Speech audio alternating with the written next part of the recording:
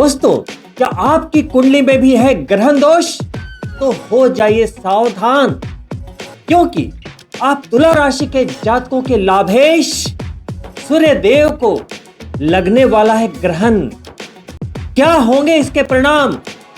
किन तुला राशि के जातकों का लगेगा जैकपॉट और कौन से जातक बनेंगे इस ग्रहण के शिकार? आइए जानते हैं आज के इस वीडियो में पूरे विवरण के साथ, एग्जाम्पल्स के साथ, और वीडियो को अंत तक जरूर देखिएगा ग्रहण से जुड़े उपायों को जानने के लिए। नमस्कार दोस्तों, मैं डॉक्टर मुकेश एक बार फिर से आप सभी दर्शकों का हार्दिक अभिनंदन करता हूं आपके चैनल एस्ट्रो नक्षत्र 27 पर। दोस्तों, आप तुला राशि के जातकों के लिए सूर्य देव होते हैं जन्म चंद्रमा से आपके लाभेश, यानी कि एकादश भाव के स्वामी। आपने जिंदगी में जो भी प्राप्तियां की है, जो भी अचीवमेंट्स किए हैं, जितने भी लाभ की प्राप्ति की है, जो मान सम्मान पाया है, जो चेहरे की आभा पाई है, कॉन्फिडेंस पाया है, पिता का प्यार पाया है, धर्म के प्रति आस्था है, इन सब की एक ही वजह है सूर्यदेव। तो सूर्यदेव का आपकी जन्म पत्रिका में मजबूत होना इन चीजों को पुश करता है। दोस्तों, सूर्य आपकी सोल है, आपकी आत्मा है। जितने भी सरकारी कार्य हैं, यदि आप जॉब में हैं तो एडमिन से जुड़े जितने भी प्रभावशाली व्यक्ति हैं जो आपको नियंत्रण में रखते हैं, उन सबका कारक तत्व कौन है? सूर्य। सारे ग्रह चूंकि सूर्य की परिक्रमा कर रहे हैं, तो सारे ग्रहों की मजबूती का आधार सूर्य देव ही हैं, इसलिए इन्हें ग्रहों का राजा कहा जाता है। हर वर्ष 2 महीने ऐसे होते हैं जिनमें राजा को भी घुटने टेकने पड़ते हैं, यानी कि राहु और केतु, जिसको एक मैग्नेटिक फील्ड कहा गया है, मायावी है, छलिया है, सूर्य को पीड़ित करता है, ग्रहण लगाता है, ग्रस लेता है, यानी कि राजा को भी परेशान कर डालता है।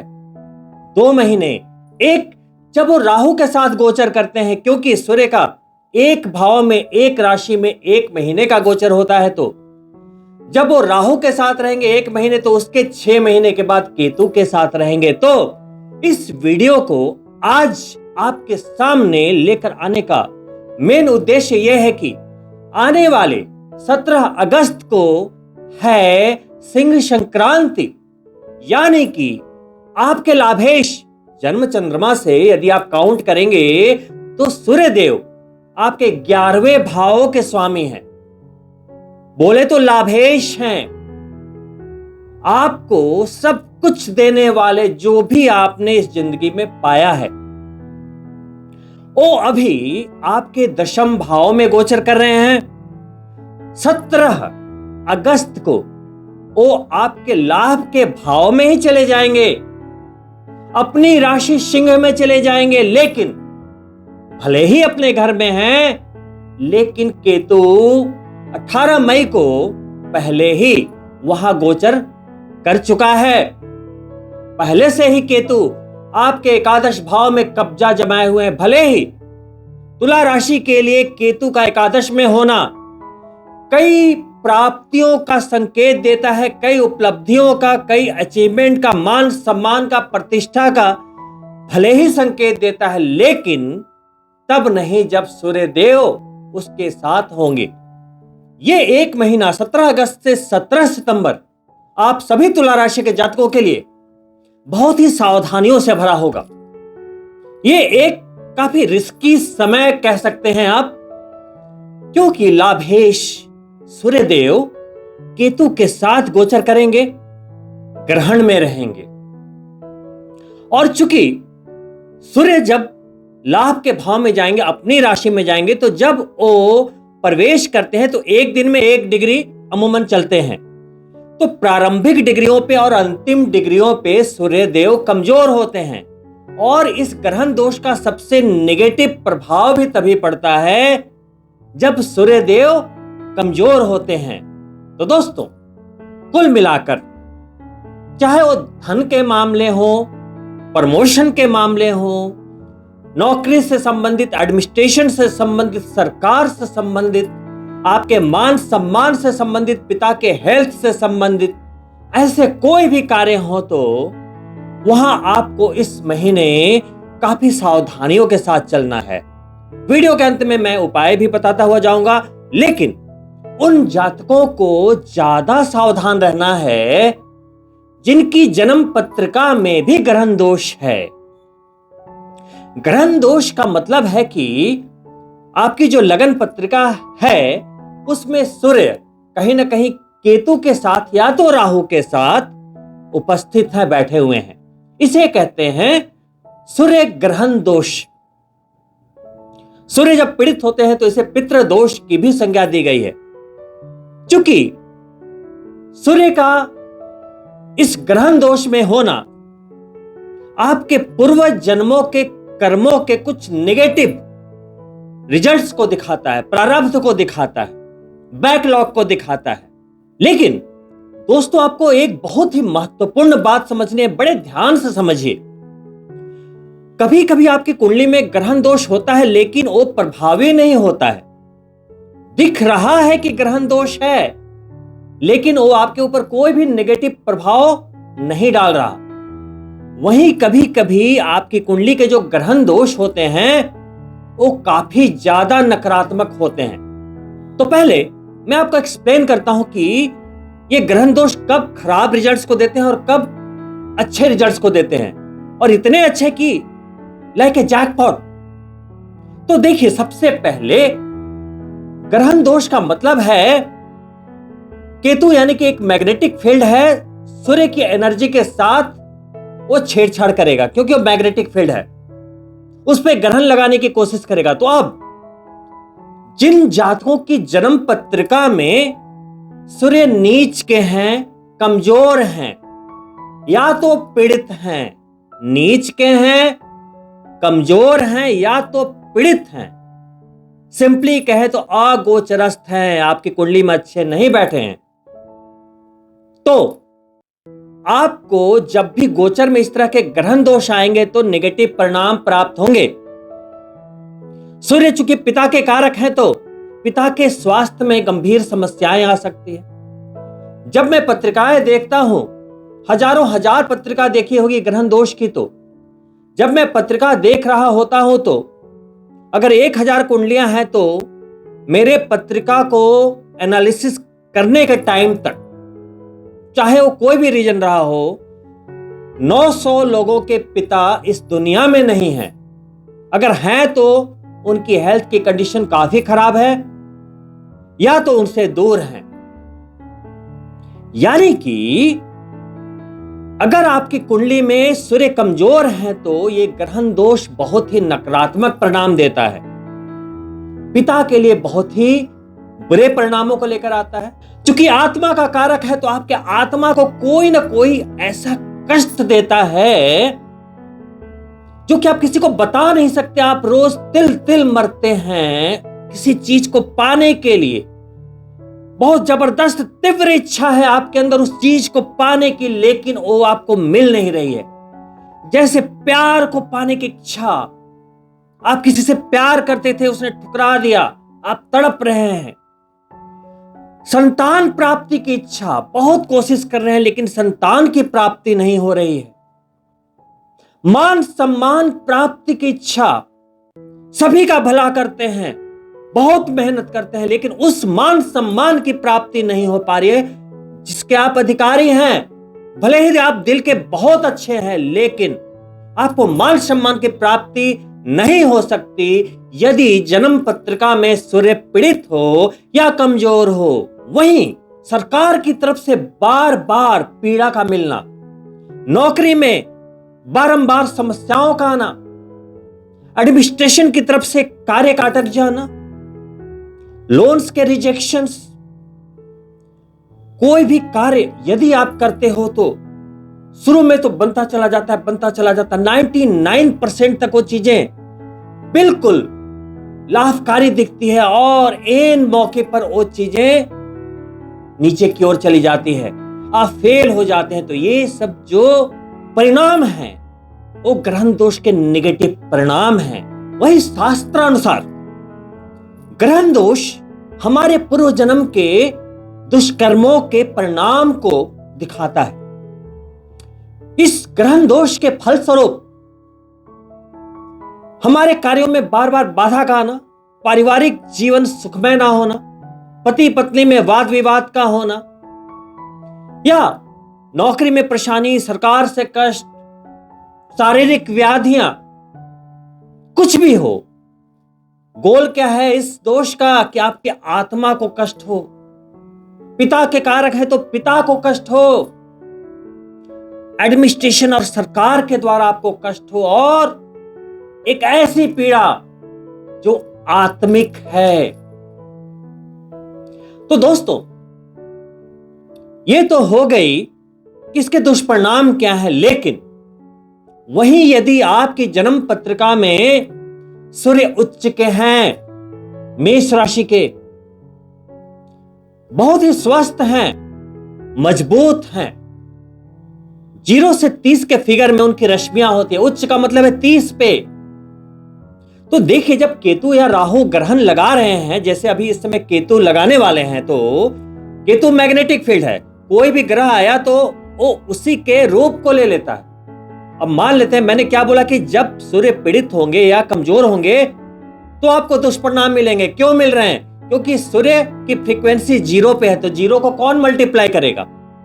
लेकिन अगर आपकी कुंडली में सूर्य मजबूत है, 20 है, 25 है, 30 की फ्रीक्वेंसी पे है, रश्मि पे है, तो उसको इतने तगड़े रूप से मल्टीप्लाई कर देगा।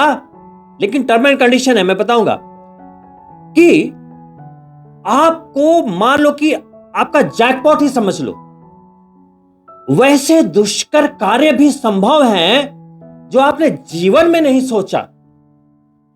जैसे मैं एग्जांपल देता हूं, हमारे प्रधानमंत्री श्री मोदी जी की कुंडली में भी सूर्य केतु का ग्रहण दोष है। बचपन में उनके पिताजी की मृत्यु हो गई, बहुत संघर्ष देखा, चाय की दुकान पे वो थे, लेकिन सूर्य केतु की महिमा देखिए, एकादश भाव में थे तो इतने सम्मान की प्राप्ति हुई कि पूरी दुनिया में उनके नाम का डंका बजा। लेकिन पिता को दुष्परिणाम भी मिले, कई बार उन पर आरोप प्रत्यारोप भी हुआ, कई इल्जाम भी लगे, लेकिन केतु और सूर्य ने सफलताएं भी अपरंपार दी। सूर्य यानी सरकार, केतु उसको मल्टीप्लाई कर रहा है, सम्मान यानी कि सरकार के द्वारा सम्मान, पूरी दुनिया के पावर्स के द्वारा उनका सम्मान किया जा रहा है। उसी तरीके से यदि आपकी कुंडली में भी सूर्य केतु है तो खासकर सरकारी ओहदे पे आप बड़े IAS IPS, आप बड़े लीडर बन सकते हैं। आप कुछ ऐसा कर सकते हैं जहां भी आप काम करेंगे नियंत्रण वाला कार्य करेंगे, दूसरों पर हावी रहेंगे, आपकी प्रतिष्ठा का कुछ कहना ही नहीं रहेगा। यानी कि बॉटम लाइन इज की यदि सूर्य आपकी कुंडली में मजबूत है तो यह ग्रहण दोष दोष नहीं, महायोग है। तो दोस्तों, इस वीडियो को लाने का मतलब यह है कि अगस्त का महीना है, अगस्त से सितंबर जब यह दोष बनेगा, और इस समय सूर्य अपनी नीच राशि की ओर गतिमान होते हैं। तुला राशि उनकी नीच राशि है, सिंह राशि तक आ चुके हैं, उनकी रश्मि घटकर 5 से भी कम रह गई है, तो उन्हें केतु डिस्टर्ब करेगा। लेकिन दोस्तों, जिनकी कुंडली में सूर्यदेव मजबूत होंगे, उन तुला राशि के जातकों को 17 अगस्त से 17 सितंबर के बीच बड़े प्रमोशन की प्राप्ति हो सकती है। बिजनेसमैन या सेल्फ एम्प्लॉयड है तो बड़े लाभ की प्राप्ति हो सकती है, बड़े ब्रेक्स मिल सकते हैं, सरकार से बड़े लाभ प्राप्त हो सकते हैं। यानी कि कुल मिलाकर आप यूं कह सकते हैं कि किस्मत के धनी रहेंगे, हर तरफ से प्राप्तियां ही प्राप्तियां, लाभ ही लाभ, धन लाभ, सब कुछ संभव है। लेकिन ध्यान रखने वाली बात कहां होगी? पिता के तो हेल्थ का ध्यान रखना ही रखना है, साथ में जो ये ग्रहण दोष बन रहा है वो आपके एकादश भाव में बन रहा है, तो उसकी 7वीं सीधी दृष्टि पंचम भाव पर भी आ रही है। तो जितने भी तुला राशि के जातक हैं संतान संबंधित कुछ चिंताएं हो सकती है आपको, उनकी पढ़ाई से रिलेटेड, उनके खर्चे हो या उनके प्रोग्रेस से रिलेटेड, स्वास्थ्य से रिलेटेड कुछ चिंता का विषय आपके मन में हो सकता है। कैसे होगा, क्या होगा, इत्यादि इत्यादि। वहीं शिक्षा का अभाव है तो जो तुला राशि के जातक अभी स्टूडेंट हैं उनके लिए भी ये एक महीना बहुत ज्यादा अच्छा नहीं बोल सकते। वहीं जो लोग प्रेमी युगल हैं, एक दूसरे के साथ अभी प्यार में हैं, शादी नहीं हुई है, सिर्फ प्यार में है, तो वहां पर कुछ वाद विवाद की संभावना, गलतफहमियों की संभावना या फिर ब्रेकअप तक की संभावनाओं से इनकार नहीं किया जा सकता। तो बहुत ही सावधानी के साथ चलें। क्या है इस ग्रहण दोष के उपाय, क्या करें कि यह महीना अच्छा निकल जाए, कोई लॉस ना हो, किसी कार्य में बाधा ना आए, हमारे लाभ ना रुके, पिता का स्वास्थ्य बढ़िया रहे। तो दोस्तों, चूंकि ये एक कार्मिक बाधा है, कभी कभी कुछ लोग ईगो में बोलते हैं अरे भगवान कुछ नहीं होता, कर्म ही सब कुछ है। जी हां, कर्म तो सब कुछ है ही। कर्म अगर बुरे हैं तो फिर रुद्राक्ष की माला क्या करेगी? कर्म ही बुरे हैं तो ईश्वर भी तभी साथ देंगे जब आपके कर्म अच्छे हैं। कर्म सिर्फ नौकरी को कर्म नहीं कहते। कर्म का मतलब आपकी नियत, आपकी सोच, आपकी समझ, किसी के बारे में आप क्या सोच रहे हैं, कैसे सोच रहे हैं, आप किसी को कैसे देख रहे हैं, मन में क्या चल रहा है, भावनाएं क्या है, किसी का धन हड़पना है या किसी की मदद करनी है, ये सब जो चीजें हैं सब कर्म है। मनसा वाचा कर्मणा।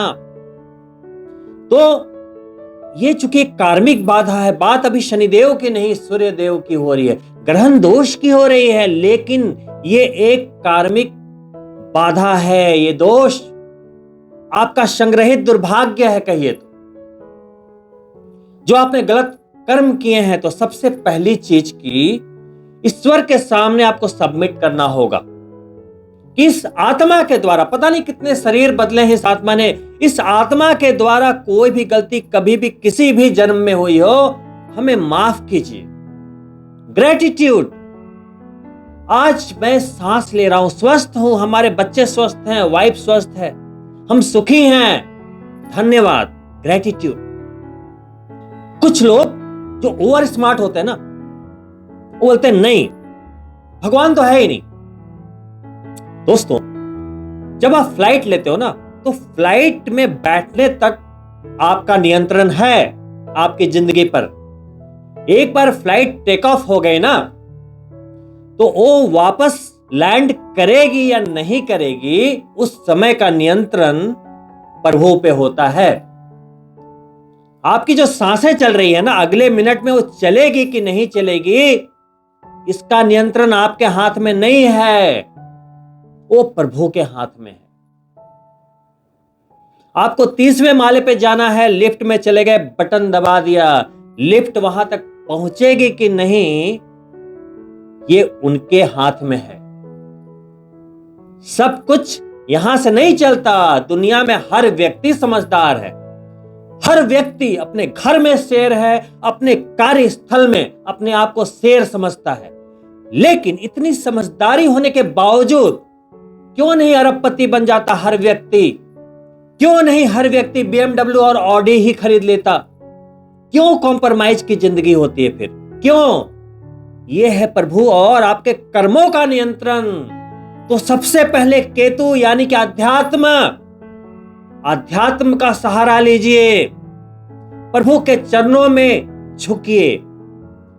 सूर्य यदि कमजोर है तभी ये ग्रहण नेगेटिव परिणामों को देता है। तो इसे मजबूत करने के लिए यदि जन्म पत्रिका में सूर्य लगन के अनुसार शुभ हो तो आप एक रूबी धारण कर सकते हैं।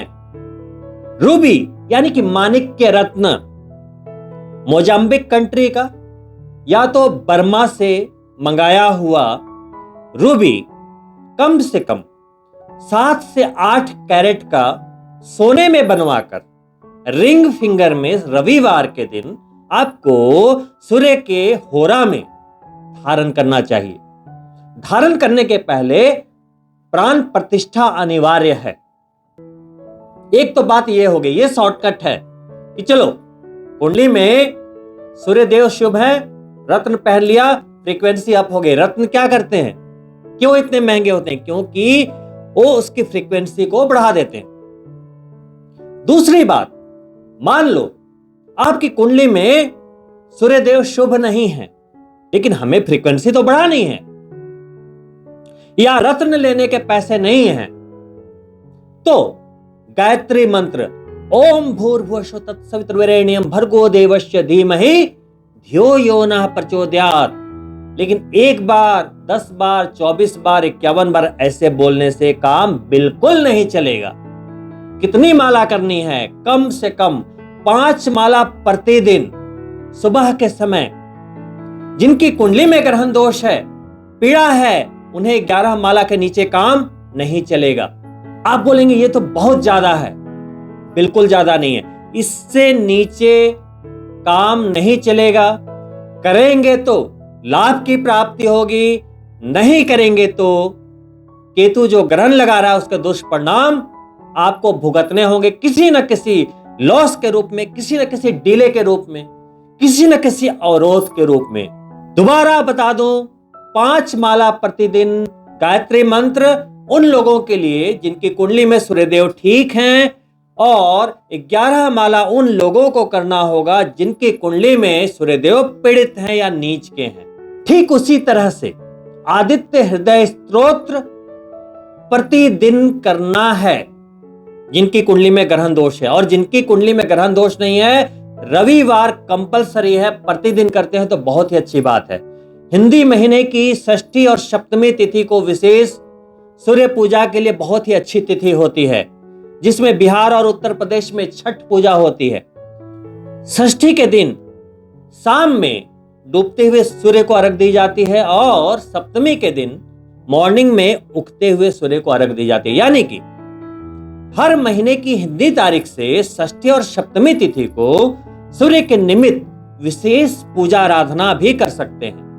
अब आदित्य हृदय स्तोत्र जब पढ़ें, सूर्य को प्रतिदिन जल देना भी अनिवार्य होगा सभी के लिए। तो सूर्य को जब जल दें, तांबे का एक छोटा सा पात्र ले ले, लोटा, थोड़ी सी रोली, लाल रोली, मिश्री, फूल, अक्षत डाल लें। सूर्यदेव को इस तरीके से अर्घ दें। 9 से 10 बजे के पहले सूर्य अगर आपके सिर के ऊपर आ गए तो अर्घ नहीं देना है, तो अर्घ दीजिए। फिर उसी जल को अपने सिर से लगाइए, गीला कीजिए मस्तक को, और वहीं खड़े खड़े आदित्य हृदय स्तोत्र का पाठ कीजिए जब सूर्य का प्रकाश आपके ऊपर आ रहा हो। प्रतिदिन सुबह सूर्य को देखने की आदत डाल लीजिए। पहले के राजा महाराजा ऋषि मुनि सभी लोग सूर्य पूजा करते थे, ये कंपलसरी था। बिना सूर्य देखे पहले के कोई भी राजा महाराजा हो, भोजन तक ग्रहण नहीं करते थे। ऋषि मुनि भी कोई भी भोजन ग्रहण नहीं करते थे। सोचिए सूर्य की महत्ता। अब हम सत्ययुग द्वापर से लेकर अब कलयुग की ओर बढ़ चुके हैं, तो सारे महत्व को भूलते जा रहे हैं, सारे संस्कारों को भूलते जा रहे हैं, सारे उपायों को भूलते जा रहे हैं, तो मुश्किलें तो आएंगी ना। इन उपायों को जो लोग करेंगे वो सूर्य के शुभ फलों के हकदार होंगे, और जो नहीं करेंगे, आलस में रहेंगे, धर्म विरोधी रहेंगे, तो केतु भी धार्मिक ग्रह, सूर्य भी धार्मिक ग्रह, आपको बेहद अशुभ परिणाम फिर मिलेंगे। चॉइस आपकी है दोस्तों। साथ ही जिनकी कुंडली में ग्रहण दोष है, वो आने वाले सूर्य ग्रहण में, क्योंकि इसकी पूजा सिर्फ सूर्य ग्रहण के दिन ही होती है, नदी के किनारे बहती जलधारा में कुछ विशेष सामग्रियां प्रवाहित करनी पड़ती है। पुरोहित से कुछ पूजाएं करानी पड़ती है। रावण संहिता में पढ़ लीजिए या किसी भी शास्त्र में।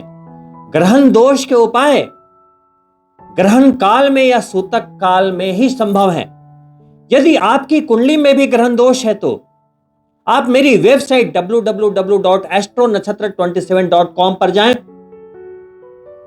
वहां से आप अपॉइंटमेंट बुक करके अपने ग्रहण दोष की तीव्रता समझ सकते हैं, कितना बुरा है, कितना बढ़िया है, कैसे इसकी पूजा होगी, कितनी सिटिंग होगी, कितने जाप होंगे, ग्रहण के दिन आपको क्या करना पड़ेगा, क्योंकि एक बहुत ही लंबा सा प्रोसेस है तो मैं अभी वीडियो में आपको बता नहीं पाऊंगा, तो आप डायरेक्टली मुझसे बात कर सकते हैं।